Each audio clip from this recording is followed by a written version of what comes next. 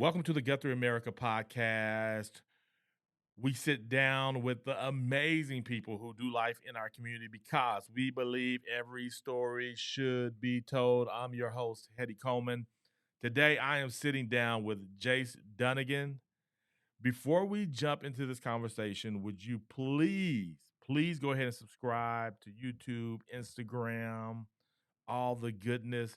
Jace, what's your let's go ahead and get your social stuff out there. Where can people find you at that may not know where to find you? Facebook is just Dunagan-Farms, Dunagan-Farms. Instagram is Dunagan_Farms. TikTok is just at Dunagan Farms. YouTube is at Dunagan-Farms. I think that's it. Gotcha. Yep. TikTok, you all on TikTok? Yeah. What is that experience? I know the wife. Tell the wife's name. Heather Dunagan. Heather Dunagan, Jace's better half. Much. Is that Much, how we can say that much right better. now? Much better half. Oh yeah. Is the marketing guru behind Dunagan Farms, and we'll get more into Dunagan Farms a little bit later. But what do you know based on just maybe kind of observing TikTok has been what for you all? TikTok is it's great. It's trending. It definitely hits a lower audience in age, a younger audience. And the stuff that they like is much different than the stuff that I like, which is much different than the stuff my grandma likes. And so if you got money and you eat, you're our customer. Yeah. And so then we have to spend our time and our thoughts of a way to target market, each person that eats. And so TikTok is great for that. A lot of the stuff that trends on TikTok isn't really a product you buy. It's more an experience that you get to share. Yeah. And people find either joy or hope or utter embarrassment in your experience, all of which are good. All of which is good. Yeah, that's right. There's really none of it's bad. Yeah, I mean, and that's the when you can control what you post. It can be bad. It can be embarrassing, but it kind of leads credence to the fact that no publicity is bad publicity. Yeah, if you're willing to put it out there and you can relate somehow with somebody, then a relationship's going to be fostered, and maybe a sale will be made at some point in the future. Yeah, and if not, you still make friends. Now, do you all like adjust what you share on TikTok versus Instagram, or do you all kind of just repurpose it all? No, I'd say that there's some stuff that's shared on TikTok and IG that's not shared on Facebook, and definitely a bunch of stuff that's shared on those three platforms that's not on YouTube. Gotcha. So it's best to follow you all on all of them to get the the big yeah. And it's not necessarily designed that way. It's just that each platform has its own purpose, the way we see it, the way that my marketing director wife sees it. Who has no schooling in marketing, by the way. Who has no schooling, but learning on the fly, which you have learned that has actually been probably better than going and getting an education. So from a lot of people that we talk to that ask her how she does it, I mean, she just throws her hands up. She's like, I ain't got no idea. The grace of God is how I do it. Being steady, being consistent, and a lot of these people are like, well, we're taught to do this and taught to do this, taught to do this. I'm like, we do some of this, we do some of that, we do none of that. Yeah. And, it's just kind of the recipe that works for us. For sure. You're from GuthrieAmerica. That's right. Tell me a little bit of your story. Born and raised in the exact same house. I moved one time, and that's when I moved out of my parents' house. Up there on Hill Addition on North Broad Street, and right there by high school. So from there, the 18 years of my childhood, that was the center. There was really nothing off limits. See, I'm old enough to go back to being, 9 and 10 years old, 8, 9 and 10 years old, and ride my bicycle from there. Oh, gotcha. Up to the temple, around town, to the west side, to Mineral Wells Park, to Highland Park, rollerblading, skateboarding. There's nothing that was really off limits. And so I spent hours and hours and hours and hours all over, everything, everywhere, here in Guthrie. And mark it up to one of the best childhoods anybody could have ever experienced. Yeah. As far as the hometown feel. It wasn't like your super duper small hometown. But at that point, and if you make yourself known, and as kids we did, everybody knows you. So as long as you're in town, you're at home. Yeah. And that's kind of the Guthrie has a very addictive quality about it, especially to visitors. And if you're lucky enough, that'll never leave, even once you live here. Like it's kind of always been that way to me. Growing up here, I always wanted to go downtown, wanted to be at the football games, at the baseball games. And ultimately, when I was old enough to start making some of my own decisions, not that very many of them were good, I tried to be. Yeah. And of course, you learn a lot in those times of adolescence. But Guthrie never betrayed me. You know what I'm saying? I betrayed it a few times. I shouldn't have, but it's still the same today as it was, 30 years ago. Yeah. And a lot of the older people that weren't old when I was little running around. I mean, they's older than me, but they're getting up there now. Yeah. Like, man, you still around? They say, it hadn't changed any, since the 50s or 40s. A lot of them remember it back then. It's the same to them today in 2022 as it was in 1940. And I'm like, man, that's awesome. It says something to not get washed out in today's society, for a town not to get washed out and just repurposed, replaced, like so many towns do, so many cities do. They started as something great, and they're going to continue, but they ain't going to continue what they started. They're going to continue as a manifested new idea of somebody who had better, bigger plans than taking what already existed and making better. Yeah, that's good. So when you were growing up, they hadn't changed the neighborhood schools. Nope. And so you had the opportunity to hit up every school. But Charter Oak. But Charter Oak. Yep. Charter, Yeah, that wasn't there yet. And you didn't get to hit Banner either. You're not quite that old. No. No. But, I mean, we knew what Banner was. Got you. Yeah. Because it was still, the structure of it was still there. Yep. And it was an administrative building. Yeah. Like, okay. Yeah. Yeah. So they did some administrative work there. Okay. Before they moved over to Lilas. Right. Got you. And so it still existed within the school system. Yeah. But like my parents, they knew what Banner was. For sure. Well, your parents went to Banner, I'm sure. Yeah. Yeah, because I went to Banner. And maybe, at that time, I think it was only pre-K and kindergarten. I think you're right. Yeah, whenever I went there. And so pre-K and kindergarten, and then first grade. First grade was at second, Central. Third. Yep. Second and third was at Cotterill. Yep. For you? No, first pre-K or kindergarten and first grade was at Cotterill for me. Second grade was at Central. Third grade was at Fogarty. And Guess was kind of new, but fourth, fifth, and sixth was that Guess for me. Got you. So did you hit fourth, fifth, and sixth at Guess? Okay. Yep. Okay. Yeah, I may have been maybe the second class that went all the way through the three grades. Okay. I can remember it being built. I mean, I was playing those dirt piles when I was building at school. Okay. Rent my bicycle. Oh, because you lived up that way? Yeah, I lived up there. Yeah. Because you got to experience, do you remember like the excitement around being like, oh, we're going to be able to be in the new school? Or was that even a big deal? No, I really don't. Yeah. I mean, it was just one of them deals. They're building a new school. Mm-hmm. Like my cousins, they, I think, got to be in the new school. Okay. And so it was something to them. But it's one of them deals. By the time you got there, you was like, by the time I got there, it was just a school. Yeah.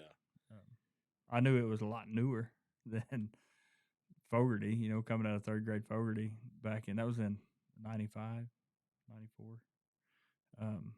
It's hot. I remember it was hot. And I guess it was not hot. Like, it was perfectly climate controlled. Like we show up first day of school, I'm like, cold. What is this? It's August. I'm cold inside. Like, what is going on? And just to watch how it's grown, since then. It's 2 grades, I guess now. Yeah, fifth and sixth. Yeah, fifth and sixth. Yeah. And then the neighborhood schools for kindergarten through fourth, which is weird. Like, I mean, anybody that doesn't get to experience, Cotterill and then Central and then Fogarty, just seems so weird. That's so true. Yeah. So whenever I sit down and talk, very few people that I've gotten to sit down and talk with so far did not get to go to neighborhood schools, right? Yeah. Because it just recently happened. But to think about not being able to experience all of the schools is kind of wild to me. However, I didn't get to experience Guess or Charter Oak. Right. And so now they have a whole completely different experience. So it'd be cool to be able to talk to people Yeah. at some point about that. And then it will be nice. Yeah. And I think I've got some nieces, nephews, know a bunch of kids that are in the neighborhood schools. Seems good. I mean, Yeah. I think there's a lot of coolness to the uh, broadness of the age groups. So, like where my kids go to school, it's K through 12. Okay. There's 280 kids total, K through 12, Yeah. something like that, right? That's one class. So, like one class. But that's just one class here. it's pretty cool. But I think it's just population grows. You can't do that. But I think it's good for the kindergarten and first graders to see the fourth graders, Yeah. And watch them have the opportunities to act right or act otherwise. And I think it helps the development of the kids For sure. versus just them being with their own group their Yeah. whole school year. What thinking of just continue to talk about schools a little bit. What are some teachers that stood out to you? Maybe you can name drop different schools if you can go back that far. Like I can name every single one of them. you can name every single one of your teachers. Oh, or yeah. Okay. Oh yeah. I'm putting you on the spot. Go ahead. So I had Miss Reed in first grade. Here's the thing: when you're going through them, if you want to highlight something specific about them that you remember, you go ahead. Yeah, Miss Reed was my teacher in first grade. She was. Your phone is ringing, sir. Yeah. Pause. No, she was cool. Nothing really stood out. My second grade teacher, Miss Clark, Judy Clark. She has a little girl named Jace now. Well, I say little girl. Shoot, she's 30 something. 30, right? Probably right at 30, maybe a little older. Anyway, my name's Jace. Our name is Jace. She missed half of. Well, I say half. She missed 6-7 weeks of my second grade year so she could go have this little kid. Anyway, she named her Jace, and so I thought that was cool. That is cool. Jace's older brothers, Jed, Jacob, and Jared, are all cool people. I still see Jared quite a bit. Always looked up to him growing up, just probably because we went to church together and his mom was my teacher. Okay. Like that was her oldest kid, so he was kind of a sports star and older person to look up to. So that was second grade. Third grade was Miss Simrad. She was cool. She really embarrassed me one day. I was doing this pre-algebra deal on this little stupid tablet that was not pre-algebra at all, but it was called pre-algebra. And I'm like, Miss Simrad, I can do pre-algebra. She's like, so she starts writing this stuff down. And I'm like, no, that's not what I'm talking about. Like it's on this deal. And she's like, well, let me do you some pre-algebra. She writes this equation down. I'm like, I can't answer that. She's like, then you can't do pre-algebra. Like she was very straightforward. I'm like, no, but I can. She's like, then solve that. And I'm like, I can't solve that. And so she kind of put into a little bit of perspective the differences of opinions of what something may be and what it actually is, and getting put on the spot. I also remember Miss Simrad. I hope you're listening. Her first name's Denise, I think. I wrote this story about the king of the jungle, and obviously a lion, right? In the story, I did not have the word lion anywhere, and I did not get an A because you didn't have. Because I did not have the word lion, but I drew these pictures of this lion. Okay. Wait, so you didn't mention lion? I didn't but you mention. drew pictures. I drew pictures of the lion, but she's like, Jace, you have to. The plot is about the king of the jungle. The king of the jungle is what? What's a lion? There's a picture, but that word lion is not in your story. You refer to the king. So, I'll never forget that. Fourth grade was Miss Young, Judy Young, absolute saint of a lady. Also had an older boy named Luke. He played football when I was little, so we'd see Luke on the football field. My teacher's son. Fifth grade is Miss Slater, Miss Jenkinson now, and we started switching classes. So in fifth grade we went from Miss Slater to Miss Bradley. I think back and forth. Y'all were just switching the two classes. Two teachers, yeah. Yeah. Mm-hmm. That's sixth grade. The fifth grade. Fifth grade, okay. So sixth grade we went to four teachers, which was my sixth grade teacher. Sixth grade we went to four teachers. Was Miss Lindsay and Miss Wagner and Miss Davison. And I'm pulling a blank. It'll come to me. So we switched. Miss Davidson, the principal now? No, different Miss Davidson. I would say different Miss Davidson. Yeah. I'm not sure. She could be principal now. I don't know. Her first name? No, she got a son named Chase though that I grew up with. Susan. Okay. Susan. Yeah. Susan Davidson. Yeah, it's her. And so me and Chase, her son, he's a year younger than me. We grew up together. Didn't do a whole lot of rowdy things with him. We did get in an accident one time. He rear-ended me, but I stopped way too fast. I was like, "I'm gonna make you hit me." Bam! He hit me. I'm like, "Oh my goodness, that was stupid." That was So doing dumb stuff. Yeah. Yep. Her and her husband. They kind of still play a role in my life in a way that they probably don't even understand. Oh wow.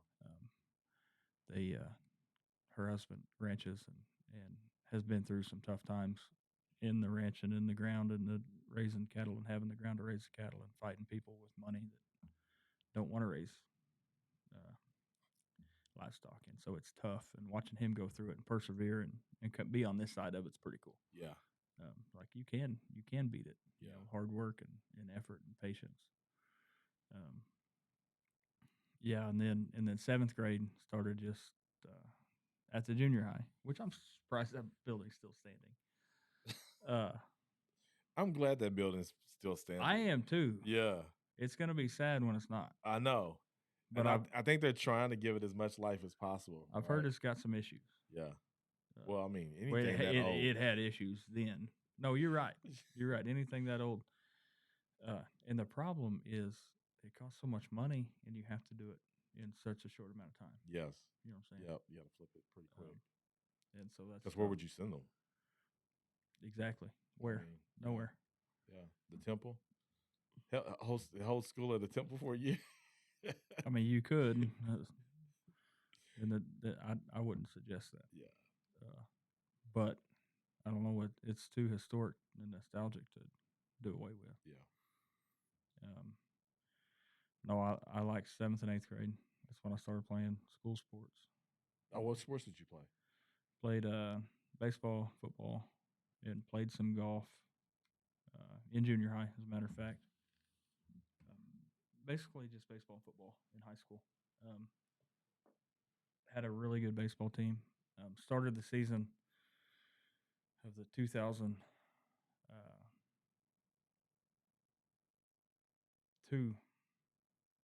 2003.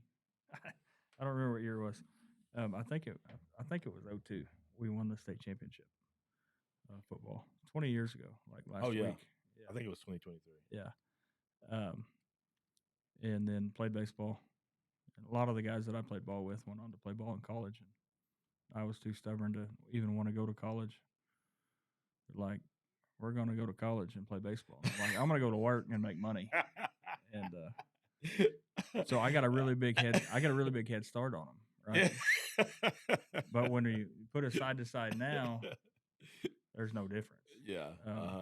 In fact, a lot of them, their bodies aren't near as beat up as mine because they went and learned how to do something instead of just going and doing something. Now, when you went to do something, we'll get to it, but was it farming? No, I went to be a welder. Okay, gotcha. Okay. So I welded for about 17 and a half years. Started in industrial work and then went into contract welding, oil and gas industry. Did some service gas work, utility work for Oklahoma Natural. Well, a company that did work for Oklahoma Natural. Welding on live gas lines and stuff, which was cool. It just got boring. Yeah, went back to the oil field, basically, pipeline and building drilling rigs and working on that stuff. And did that until we figured out how to make a living selling meat. Gotcha. So in those 17 years, I probably worked about 25 or 26 years worth of hours. There was more 80-hour weeks than there was 50-hour weeks. Yeah. Hardly ever a 40-hour week. Yeah. And a lot of 100-hour weeks. Gotcha. And so you just get burnt out, But if there's an end goal in sight, which really kind of facilitated itself about 2016 and 17, like this is what we're gonna do. Mm-hmm. And we're gonna figure out how to, and we're gonna be patient, and we're gonna pray about it, and we're gonna work hard towards that goal. Yeah. And so the last 4 years of it was strictly a means to an end. Yeah. And it got us here. Yeah. And so hallelujah, tired, and I'm so burned on welding, building Yeah. anything out of metal. It's not even funny, but it got us here. So got to be thankful for all of it. For sure. Um, so go through school, Guthrie, bike riding, high school. I know in high school, for me, oftentimes the weekends consisted of cruising up and down division, Oh, yeah. circling it. 2000, you were in high school in what, 2000, 2001, 2002? Graduated in 04. Graduated 04. Were y'all cruising then? Like, what did your weekends look like as a young man? So Without giving yourself, you don't have to expose too much of yourself. no, we wouldn't so much cruise as we'd end up in a parking lot. Gotcha. We wouldn't waste the gas. We'd use the gas to get there. Gas was a little higher when I was in high school than it was when you was in high school, just a little bit. And so we'd go hang out. We'd end up starting something like that, and ending up at somewhere else. Yeah. And for the most part, pretty much steered clear of trouble my whole childhood. For the most part. Yeah. Which is good, and I'm glad. I missed out on a lot. I feel like some of my friends, they did more than I did, but they don't have the kind of the testimony now of saying I missed out on a lot. Yeah. And here's my story. That's good. No, I love that. It took me a while as growing up into a young man and listening to all these other stories, to all these other people. Yeah. And like I ain't got a story. You have a story, it's just not that. I went and hung out, and then I went home and went to bed because I wanted to go work the next day. Go make money. And now, were you doing this in high school? Were you working in high school? I worked. So my dad had a company that I worked for in high school. I did do a little bit of welding. I did some stuff on the side. That was when I was infatuated with welding. Like, it was the coolest thing. It was gluing two pieces of metal together and making something exist that did not before you made it. And so I did some work, and I got out of high school and went to Tulsa Welding School, which is who actually taught me how to weld. And to teach someone how to weld, anybody listening that wants to learn how to weld, get metal, get a welder, and do it over and over and over and over and over and over and over and over again. And when you do it about 100 hours, then get a hold of somebody who does weld for a living and ask them what you need to do different, and then do that different thing for 100 hours. And then at the end of 200 hours, you're a pretty good welder. It's just time. Yeah. Time, repetition, consistency. It's pretty much everything makes anything a success. Time and repetition and consistency. So I went to welding school, left there, and went to South Dakota. I was 18 years old, working on a job with 6,000 men that you have to test into. Like, it was nuts. I have no idea how I lived through it.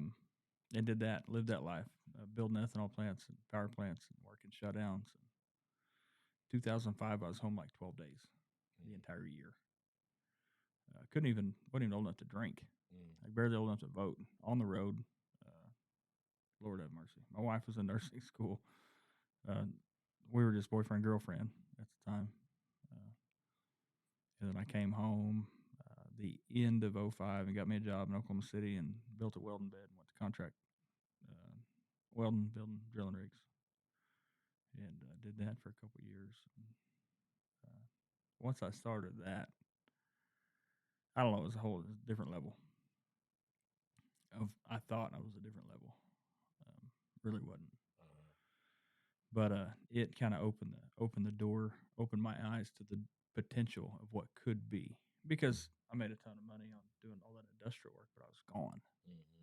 And so I'm trying to navigate my way in this welding industry as a career. And, those big jobs, those big industrial jobs, you're working 7/12s anyway. A lot of them are 7/13s.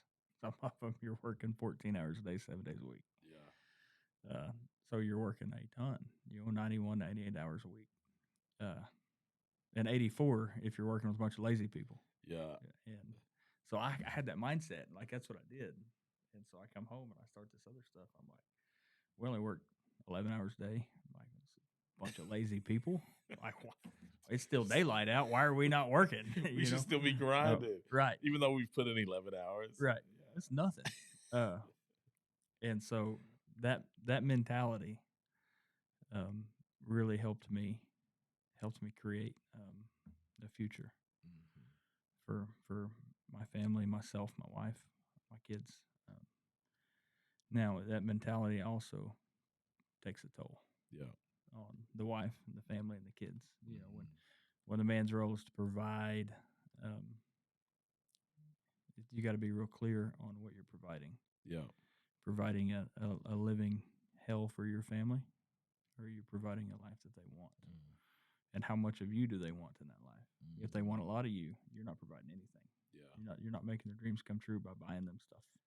I like the point that you make that I think I hear you saying. You can tell me if I'm wrong. It's like it's really based on what your family wants. So like my kids may not require a lot of my time. Like they're independent, they get out on their own. But then some kids are like, I want you at everything. I need you to be a part of this thing. And kind of dependent on that based on how you're going to provide for your family, meaning your quality, your time with them or whatever the case may be. Yeah. Right. Yeah. But so many men, especially young men, believe that provision is only monetary. It's only money. That time and memories don't equate to money. And in reality, for most people, time and memories and experiences together equate for much more. Yeah, the much higher value than money. Yeah. It took me a long time to learn that. Yeah. But God turns everything into the good for those that love Him, called according to His purpose. Right. Yeah. So here I am. That comes to mind. And now I'm with my kids. I take them to school every day. You know, me and my wife go have coffee after we drop the kids off at school and talk about our plans for the day. Where's y'all? Are y'all doing coffee at the house? We'll do coffee at the house. We'll do coffee at Starbucks, Rick's, Hoboken, anywhere. Just wherever. Yeah. It's not about the place; it's about who you with. That's right. Right. And there's some couple families in Coyle that we have coffee with once a week, so we'll hit them up. You know, I mean, we get to make plans. It's just absolutely so insane to even to say it out loud. You know the old saying, say it out loud if you want to see if you really like it or not. To tell this story out loud is to just tell out loud of God's grace and goodness. Like, because all the time I sacrificed away from my family, away from my kids. Like, I get that. I get to make up for it. Most people don't. Most people don't get the opportunity to make up for it. They don't get the opportunity to take their kids to school every day, pick them up from school every day if they want, and stuff like that. And here it's like everything has just been laid out so pretty for us. Yeah. And it's just the grace of God at work, you know, and trying to do His will and serve His people. And since the mindset really, you know, the idea, let's make money selling meat. Let's ranch. Let's raise cattle and hogs and sheep. And let's ranch. Let's sell meat. When that went from a kind of a company mindset to a cause mindset, let's raise God's creatures. Let's feed God's people. It's kind of when everything shifted. And it's like, oh, that's not just make believe. Like, that's real. Like, let's do that. Yeah. Let's put effort into that. Let's put effort into moving the kingdom forward one piece of meat at a time. Yeah. And so many people think it's stupid, think it's crazy. Like, oh, you this or you that. A lot of people are like, you try to sell your meat on the coattails of Jesus. I'm like, that's what they say to you? Oh, yeah. I'm like, no. I know Jesus. You need to know Him too. So we're gonna give you this roast or this hamburger or this steak, and we're gonna tell you Jesus loves you. He loves you so much He can give you this piece of meat. Raise God's creatures to feed God's people. That's right. Raise God's creatures, feed God's people. Sure. I love that. Yep. I love that. In high school, we're gonna come back to, because this raise God's creatures, feed God's people, that's in conjunction with Dunagan Farm, right? Which is what you do now, right? Just kind of going back to middle school, high school, and here in GuthrieAmerica, what were some favorite moments that kind of stand out to you during those times that may have had an impact on you? I hear that you may not have that.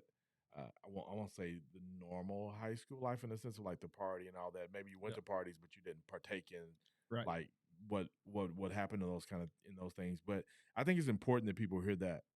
I don't know how many middle school or high school students will hear this, but I think it's something important about telling the story. Like, it's okay that you did. Yeah. You know what I'm saying? Yeah. And so, because now I'm not saying I was that kid. Yeah. But I understand that, man, I wish, like, my kids now, the way I'm watching my kids grow. Yeah. I wish I would have made those kind of decisions, right? And so, not that my kids are perfect, but they definitely are not. And we all hope for that. That's right. We all hope, whether we make good decisions or bad decisions, we hope our kids, they roll through it making every decision perfect. And that's how we hold them, too. Yeah. Like, you should have done this. I hit them like, I didn't. Yeah. They don't know that. They wasn't around. No, so give me some fun or moment middle school, high school. The drive-in was happening place. The Beacon Drive-In Theater. Yeah. There's a bridge out west of town that had water underneath it. That we may or may not have swam in a lot. Now, which side of somebody was telling me, I'm assuming it's the same bridge, right? Somebody was saying you got to know which side to jump off of. Well, we only ever jumped off the south side. I think that's what they said. There's some crazy stuff down there. And no, do not do any of that. I say no. Bad decision. One of the few bad decisions I made. I'm just telling my story. So spent a lot of time out there. Man, in the summer we fished. We rode around, goofed off, played ball. Played a lot of ball. We played. If you could play baseball, we was playing baseball. If you couldn't play baseball, we was figuring out how to play baseball. We play Nintendo 64, whatever, baseball. Like, that's what we did. That's what we lived. And football, probably, I'm trying to think, anything that was real crazy. There wasn't a whole lot. We did some tunnel exploration. Of course, a lot of kids did. Wait, I don't know what tunnel. What do you mean? The drainage tunnels in Guthrie. Wait a second. I think this is the first time that I'm hearing about the drainage tunnels. Drainage. What were y'all doing in the tunnels? Like, how did you get down in there? We're trying to figure out why they went so far. And how come there wasn't any drains coming into them? Got you. Yeah. Though the history of Guthrie is steeped in folklore. Yeah. Some of it's real, and some of it's not. I'm gonna let y'all decide on that. You gotta venture out to find out which one's real, which one's not. But we're not encouraging it. No, you can't even. In all honesty, where we were messing around, you can't even get in there no more. Okay. So they knew we were doing it, and they're like, this needs to stop. I'll shut it down. Put an end on that deal. Yeah.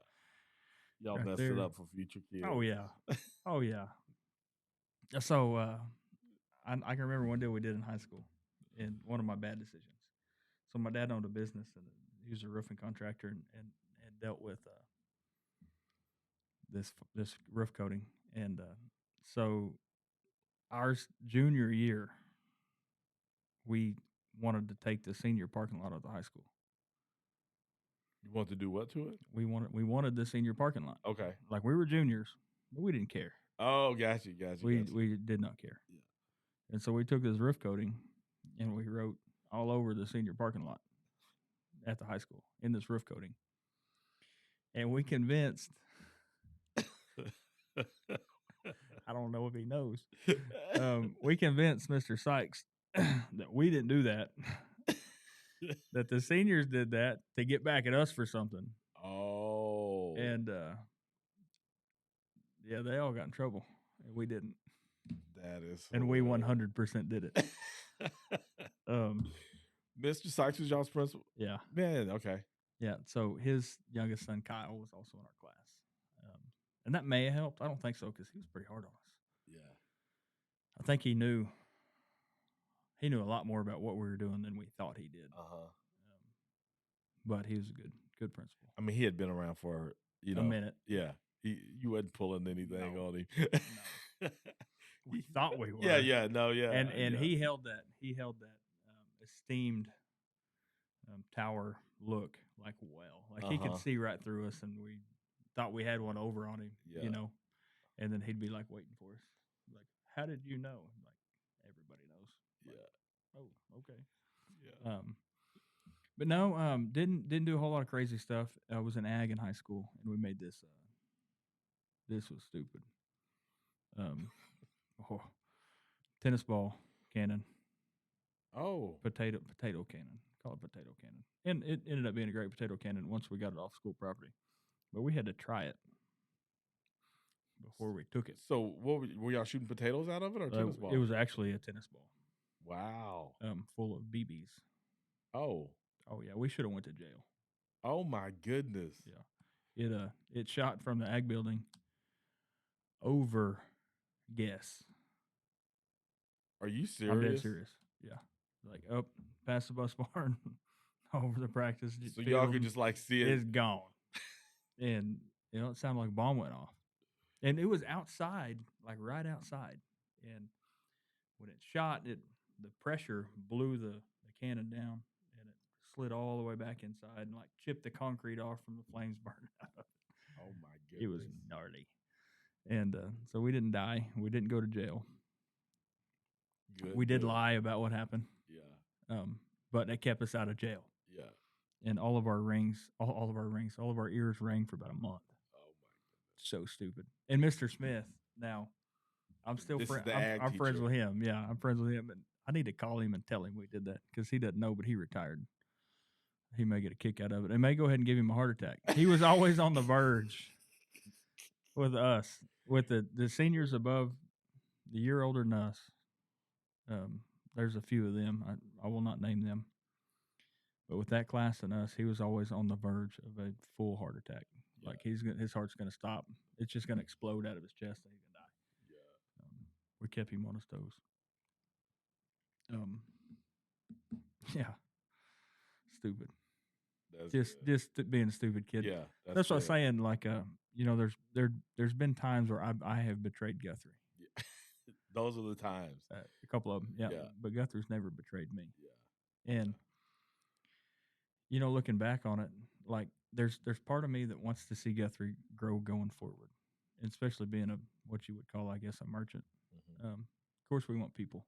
Yeah. You got to have people to sell something to, right? And Guthrie has quite a few people. We have a lot of customers who live in Guthrie, but I think by and large, the idea is to grow Guthrie. But what scares me about that is when's GuthrieAmerica not going to be GuthrieAmerica anymore? You know what I'm saying? Yeah. Like I kind of alluded to, there's so many towns that have been washed out and repurposed. Yeah. And Guthrie hasn't yet. Yeah. Jim Smith says, well, it's the same, now as it was in 1950. Yeah. Well, that was 72 years ago. Yeah. Like when I'm 72, I want it to be the same as it is now. But without a little bit of progression, it's going to die. Yeah. And so there's a fine line or a gray area, or we got to toe that line and move it, but not risking it, being replaced. Gotcha. And maybe it'll happen in its own time. Yeah, in its own way. Let's go back. Like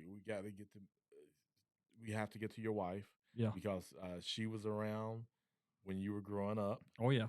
And just kind of tell us that interaction. What has that looked like up until today? So a crazy story. Our grandparents went to high school together. Get out of here. Our dads went to high school together. Okay. And her and I went to high school together. And we graduated together. She graduated largely on account of my ability to write her papers. She's not here to defend herself, so I'm gonna send it. We'll have her on. I'm gonna send it. We'll have her on. That made me nervous. So we were high school sweethearts. We started dating our freshman year. Originally, the first time started dating. Now that would have been 8th grade if it had been up to me. I kind of had I had a crush on her. I don't know why. She did not like me. She claimed, still to this day, like, I hated you in the 8th grade. I'm like, I tell her she didn't. She secretly loved me. She just didn't know it yet. And so anyway, we both in honor choir, and neither one of us could sing. So I don't know why we were in honor choir. Well, when you told me that earlier, I was like, oh, No, Maybe you I can s- can't sing. No, you No, can't sing. I can play the piano a little bit. I can play the drums and I can auctioneer, but I cannot sing. Okay. Um, So you can do that. I mean, is that what you mean by yeah, auctioneer? yeah, Okay. yeah. So the next time It's I called have it's called a bid call. a bid Yeah, call, okay, bid call. Yeah. okay, because people ask me to do that because they think because I'm outgoing and I MC events, I'm like, no, I'm not a So auctioneer. the idea in a bid call is you have to count. You have to talk really fast, and you can say whatever filler words you want to say. Um, but you have to count, and then you have to do the math. And so when you see a bid, you have to do the math of what you're asking for. So it's much more of a math deal than it is a talking or being outgoing. But I really enjoy it. It's fun. And a lot of people pay a lot of money for something they shouldn't. Oh yeah. You talking about people paying for the stuff that you auction Price off? discovery. When the emotional strings are getting pulled because I want this water hose. This $8 brand new, and I'm fitting to pay $35 for it because I'm in a bidding war. Because I didn't get caught up. Yeah, caught up in my emotions. and then I'm sitting there. I'm like, it's one more dollar. You already could have bought 4 of these. Just go ahead and do the one. Okay, yeah. No, so it's super fun. But so we have this Babes in Toyland program or play, and the honor choir teacher is like, we need these props, so bring some stuffed animals, bring curtains or old sheets or pillowcases or whatever. So all these kids bring this stuff. So Heather shows up with this gorilla that she won, or I don't know where she got it. To this day, I don't know where she got it, but it's like a gorilla, stuffed gorilla. And so this gorilla sits in the same spot during all the play practices and during the play. And like, all right, the play's over, take your stuff home. So she grabs her gorilla. Well, I take it from her. And she's like, give me my gorilla. I'm like, no, I'm taking it with me. She's like, well, I want it back. I'm like, well, you have to come over and get it. Like, I'm not coming to your house to get my gorilla. I'm like, well, that's fine. I'm going to keep it then. And that's kind of how the 8th grade ended. Okay. Like, she wanted the gorilla. I said no. And so I took it. And she told her parents, and my mother and father-in-law are great people, some of my best friends. And they talk about it now and like, we knew you were weird. Like, why are you going to steal a gorilla? Because I wanted something that was hers. Like, I wanted that. Maybe a little possessive. I'm not sure. So we started dating our freshman year. And yeah, so 22 years we've been together dating wise since we started dating. We broke up a couple times in high school, as kids will do. But we've been married just shy of 15 years. This March will be 15 years. Seems crazy. How old were you when you got married? 22. Okay. 23, 22. Yeah. Do you remember how you asked her? Because you like no, I remember. It's terrible. Yeah, so like when you high school sweethearts dated till you're 22. Well, I went like on you already know you get married. Did you try to surprise her? I went on the road working. Okay. And she was in nursing school, and both of us were kind of like, we need to do this, before we don't. Yeah. And so I was gone. I was home like 12 days in 2005. Well, we made it through all that long distance dating relationship. She's in college. I'm all over the planet, working lots of hours. Stacking up cash, spend it on stuff I did not need. But anyway, it got us to here. So we made it through that. And I come home and I'm looking for a place to stay because I had been living in an RV. And so I parked the RV at her parents' house and find a place over here. The Chapels were kind enough to like, hey, go put it over there. Until the city code enforcers like, you can't do that no more. That's really how we ended up where we are. So we're getting kicked out of the RV park. Okay. And CR was like, well, I'm fixing to move. I'm selling this. I'm like, well, we're going to go ahead and buy it. And of course we needed a mortgage and young people. And they were like, you got to have all this money down. I'm like, that's no problem. He's like, okay. So anyway, I go to work. She goes to nursing school. We come home and I come home and we get this place and we're living together and probably shouldn't have been because we weren't married, but we were. So I get this job and I go buy this ring and she kind of picked the ring out, kind of didn't. And so I lay away this dude, right? Because I'm hoping I'm hoping what she's gonna pick's like over here. Like here's like the cheapest ring cost all the way around to like Yeah. lots. And Uh-huh. she's like, let's just start here. And she didn't make it very far. She's like, I want that one. I'm like, oh my gosh, are you serious? Of course, the provider, I'm like, yeah, it's no problem, baby. Yeah. I'll get that. And I'm talking to the lady. I'm like, how long can I have this on layaway? She's like, as long as you need. I'm like, oh, thank God. Yeah. And so we get that process started. And I finally get this ring paid off, right? And so I got it. And I'm so excited that I have this. I've got this deal planned where like gonna take her to a baseball game and gonna do this, gonna do this. And it literally, figuratively burned a hole in my pocket. And she walks in the bedroom one day. I'm like on my knees. I'm like, will you marry me? She's like, yeah. I'm like, well, you don't seem very excited. And she's like, I thought I'd get a cooler proposal. And so anyway, yeah, it sucked. It was terrible. And so fast forward to 2016 or 16, I guess it was. We're on this cruise ship, and because I never bought her a wedding ring, the engagement ring cost so much money. I was so mad about it. I'm like, that's all you're getting. You know, that's it. That's it. Like you can cut that in half if you want to. And so I get her this actual wedding ring, actual wedding band, and it's the one that she wanted from back then. Oh, Like I remembered, and I'm like, I need this. And so secretly got it paid for, and we're going on this cruise with my cousin, and so I left the jewelry store and I went to UPS store and I shipped it to my cousin in New York, insured. I said, y'all bring this because I botched the proposal, right? So we're doing one of the formal dinners on the cruise, and I stand up to make a toast. And I'm in a suit and tails and tie, and I start talking, and she's like, I'm waiting on her to like tear up. Nothing. I'm like, all right, I screwed that one up too. I still ain't got it right. She was happy to get it. She was happy to get it, but I don't know. My delivery of that stuff is just terrible. that is. I'll get it right one of these days. Yeah, that's cool. I think that's what she's waiting on. She's like, I'm gonna keep playing this off, and he'll keep buying me stuff. So 15 years in, been married, both from Guthrie. Yeah, I'm gonna go through a few events, and you just kind of tell me, yeah, like what comes to your mind. If there's a cool story around it or anything like that. Okay. Yeah. Christmas Victorian Walk. He used to sell peanuts. So my grandpa was the I don't know what you'd call him, a chairman, he was the governor of it. He was a chairman, something or other. A couple things. Him and I, Doug Hain is his name, former city councilman as well. We changed every single light bulb in every single Christmas light strand, all the streets in the downtown area. Oh my! Whenever like 2 or 3 years in a row. Yeah. Oh yeah. Yeah, when they were all on the building and everything.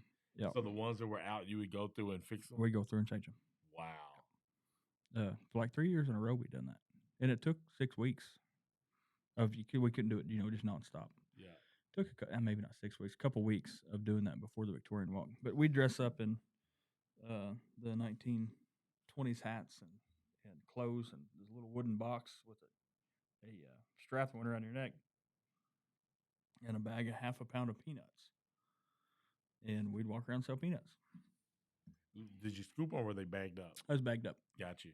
Yep. We did also steal a bunch of the chrome valve cover.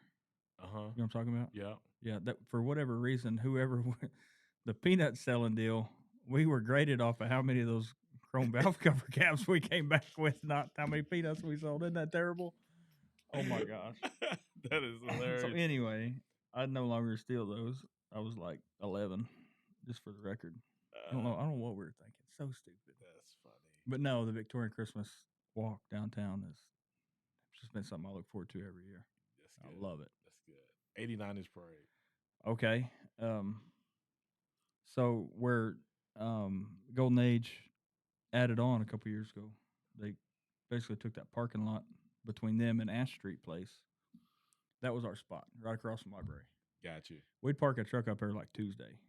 I mean, basically before the carnival started, we'd have a truck sitting there where we was gonna have sit at for the parade, and we'd go up there Saturday morning. It didn't matter how far we walked. We had lawn chairs, we had water in the truck. We'd sit in the back of the pickup and watch the parade.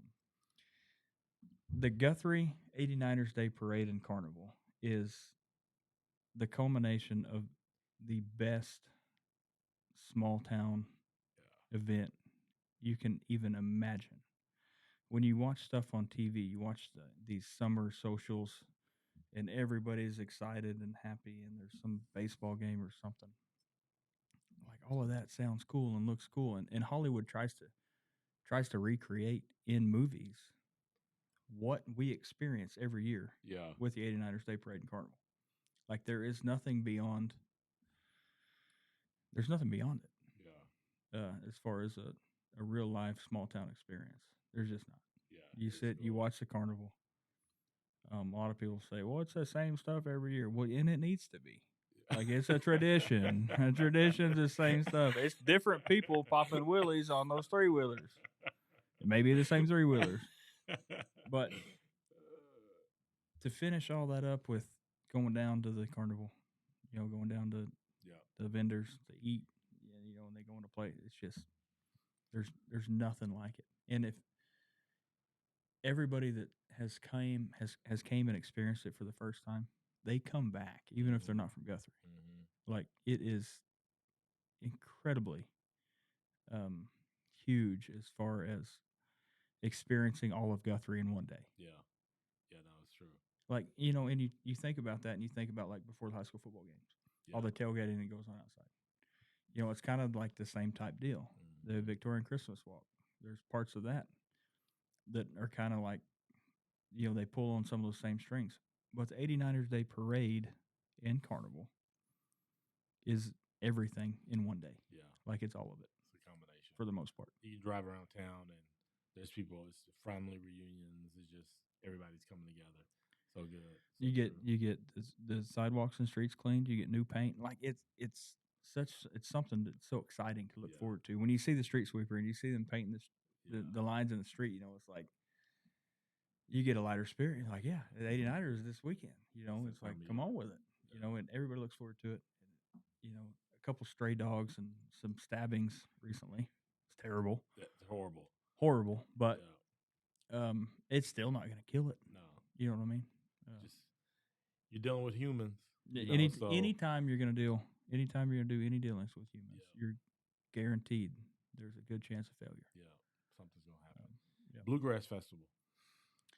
Also awesome. I remember as a kid, and I wish they'd do it again.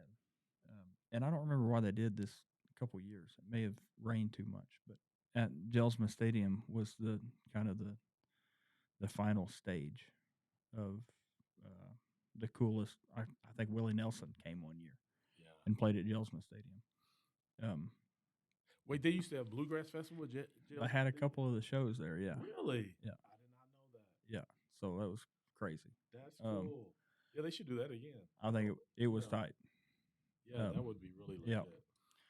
But the Bluegrass Festival is incredible. And if you've never experienced it, even if you don't like bluegrass, I kind of do. I just like the musical creation side of it more than I like the type of music. Yeah.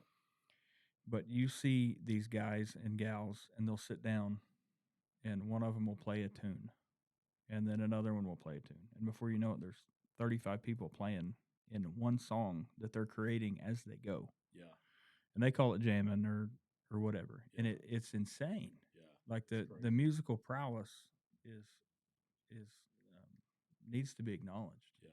And the biggest problem with that, there's a few young people. But one of the biggest problems is they're all really old people. Yeah. So who's going to carry that on? Yeah. Well, and I feel that same way about some things in Guthrie. It's like just if the younger people don't get involved, like the tradition of whatever that may be, like it doesn't get carried on if we don't have people. No, the 89ers. The tradition of what it was will be only what it was. What it was. Yeah. Not what it is. And some of that's just part of life too. Like things just kind of end, and you just kind of hold on to the stories. Well, if 89ers in, I mean, we're going to be having some problems. We had to get some young people in there to start. And I'm no longer young. Well, I think my generation and your generation. I mean, I think before long there'll be room for us. I think right now there's some some older traditionalists that are kind of hesitant to let go of some reins in fear of us destroying what they I was created. say rightly so, probably. Yeah. Rightly so. No, 100%. They're like, I'm not letting these yahoos ruin all this. Ruin the tradition. But I think the Guthrie minded people. I think there's enough of us that really and truly have Guthrie's best interest at heart that we can do a good job.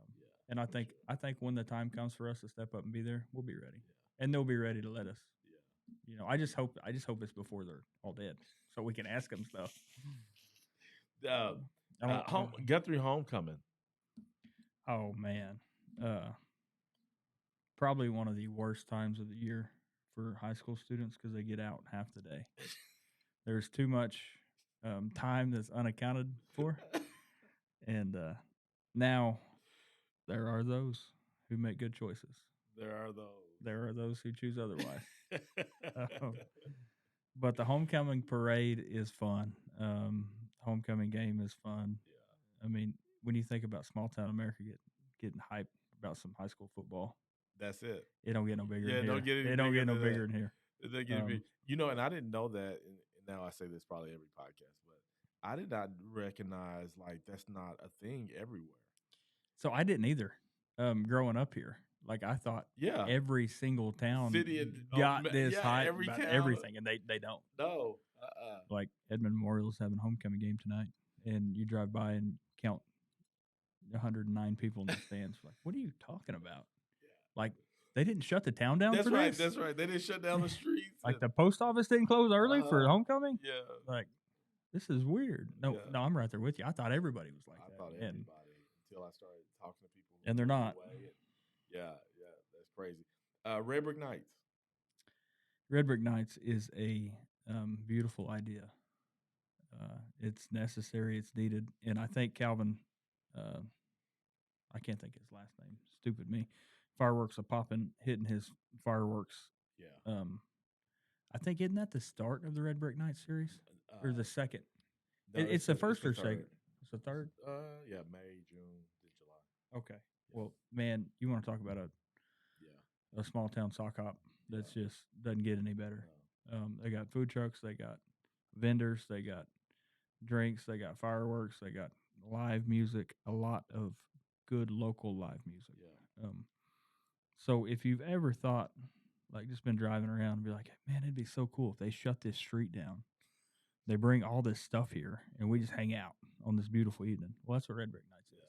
I mean, you can bring a couch, you can do whatever. Why is it new? You know, I mean, when I say new, 5 years. Yeah, why hadn't it happened? Why hadn't this been going on since the 80s? Yeah. You know, I mean, it's such a great idea. Yeah. And what it does to bring the community together is just insane. You know, because you see people, especially in the summer, you know, school's out. A lot of hermits be like, man, I'll see them next year, next school year, whatever. And like, no, take your butt off your couch and go be a part of society. Like you always sit around and be like, well, I didn't know. Well, because you're never go anywhere. Like, go talk to people. And then like my wife, she's like, I don't like people. And which isn't true. I'm more of a people person than she is. I know. I live in the same world. Yeah. So I understand that. That's cool, man. But she can not people a lot better than I can people sometimes. I'm like, I don't know how she does it. She can not people? She can not people better than I can people. Like, she can not be wanting to talk to someone, and that person be like, I'm so thankful I got to talk to you. And I want to talk to that person. They're like, leave me alone. I want to talk to her. I'm like, she doesn't even like you. I live in the same like, what are you talking about? I live in the same world. Her so gifts are just amazing. People I don't know how it works. My wife, they're like, I love your wife. I'm like, okay. I mean, she's just not a people person. Yeah. Like that, like where we may go out. Like I'm getting hired to go greet because I want to. Yeah. I want to be there. Like me and you will be dealing with the 89er stuff in 15 years from now, and our wives will be like, did you guys have a good Yeah, 89ers that's meeting? right. That's right. Like, yeah, you weren't there. I'm like, yeah, I ain't gonna be there next week either. And then I end up pulling her in somehow. And then she's like, "This is all because of you." Yeah, You I know? told you I didn't want to do this, Yes. and here we are doing it. We're a package deal. We Yeah, are a package that's right. deal. Yeah, that's good. Well, that's the deal. I mean, we are one flesh. Yeah, And that's so, right. with like even her not being here today, it's only half of. I'm only half here. Yeah. We'll bring her so we can get the other half because that's Well, I where the don't real know. stories. You think we can get her in here? Oh yeah. Yeah, I she'll mean, come. if you send her a message, she'll come. If I say something to her, she'll be like, no. What's so funny though is she would enjoy it. Yes. She just won't admit to it. Yeah, for sure. Tell me one of your favorite GuthrieAmerica moments. One of my favorite GuthrieAmerica moments. Like, what's that thing that you feel like, man, this is the story that's gonna let people know just how awesome this place is? Well, a couple weeks ago, we lost a couple really good men, young men, and we had a prayer vigil at the park. Did you see how many people showed up to that? No, I did not. A ton of people. Wow. Just to show up, and the families of the people weren't even. I mean, they knew it was going to be there. They wasn't like they was invited. They had to be there. But the community showed up for these people. Yeah. The community, and even I talked to some people like I don't know who these people were that passed away, but this is my community. Yeah. Yeah. And so I'm going to stand up and I'm going to hold up these people. So that's one thing that's huge about Guthrie.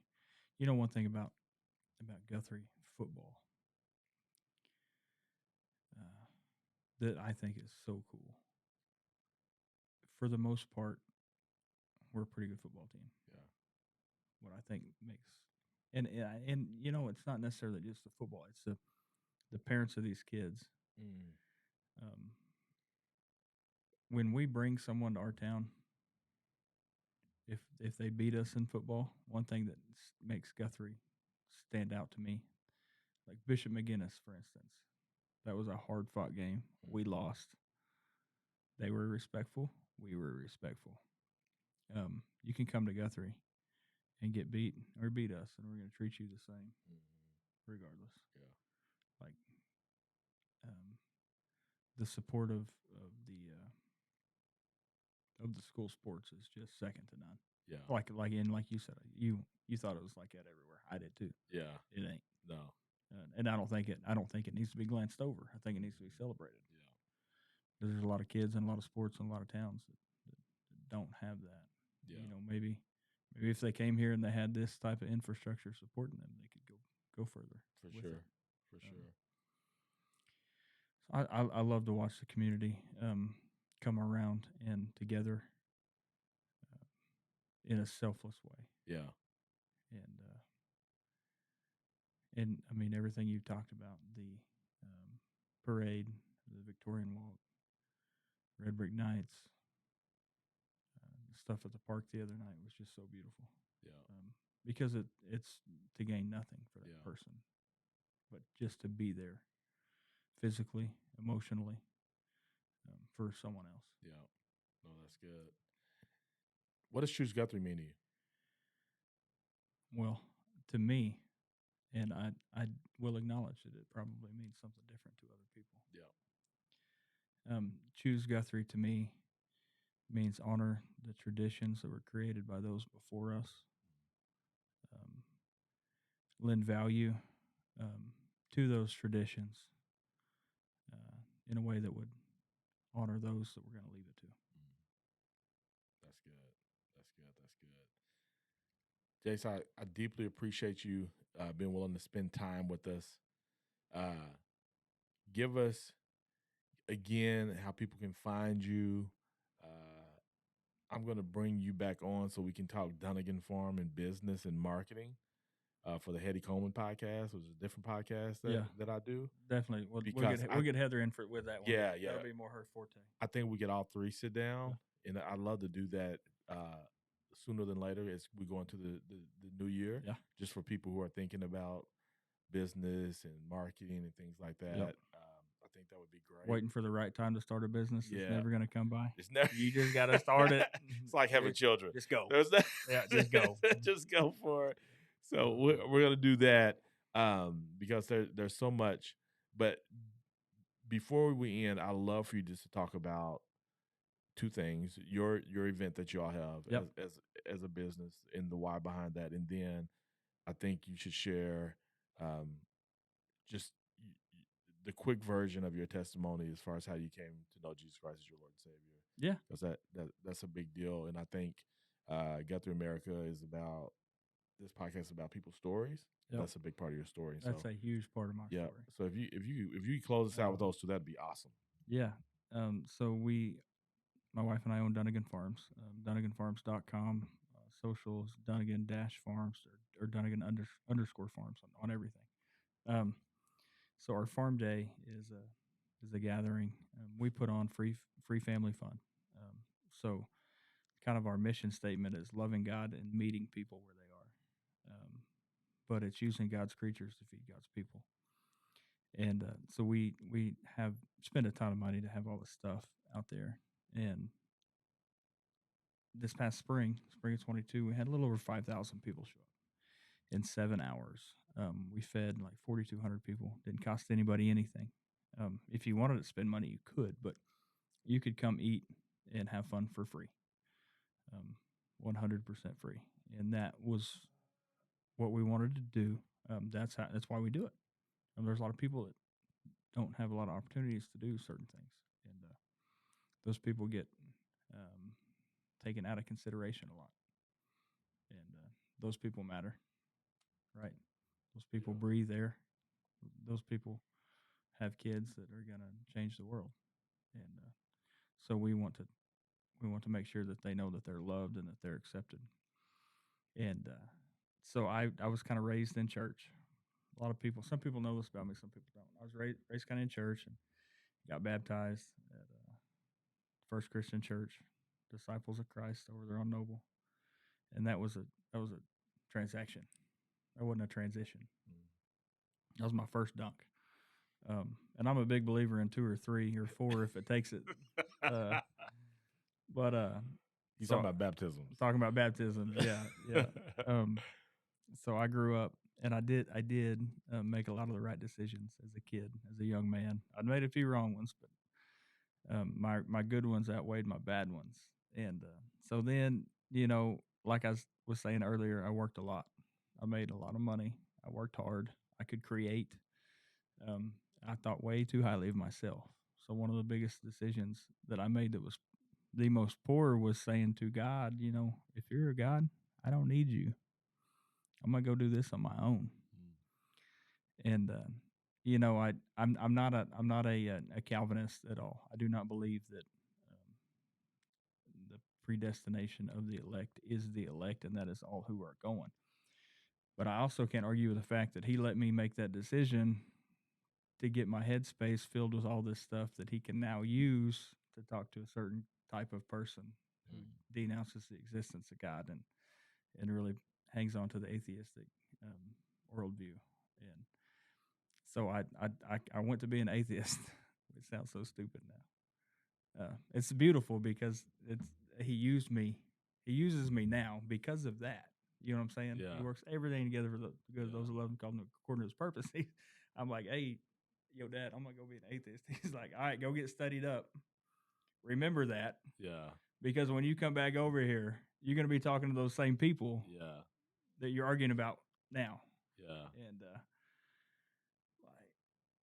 now, and here it is, full culmination of that. But so He brought me back around, in the never-ending search for truth, and what that is, and the reading of the thinkers, and just acknowledging a lot of the thinkers and their lives as proof of search of truth, and how many of them ended their lives, and the act of doubting is so funny.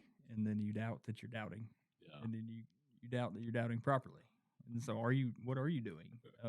It just pontificates itself down so many different spiral staircases.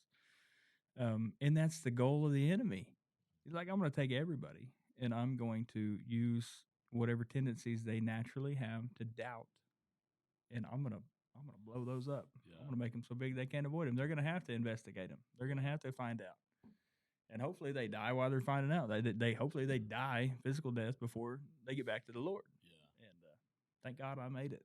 But I love getting the opportunity to share Jesus. Evangelism is kind of my drive, just to get to share Jesus with people. The hardest part of that is loving people like Jesus did, but it's so beautiful. He has no reason to love me, no more than he does to love you, and he does, and he loves us. That new song, Jireh, by Maverick City Music. Yeah. I think the first words of it, I will never be more loved than I am right now. Yeah. And the whole moral of that song is you are enough. Yeah. And the level of worship, the level of wholesome, naked worship in that is to say, I will never be more loved than I am right now.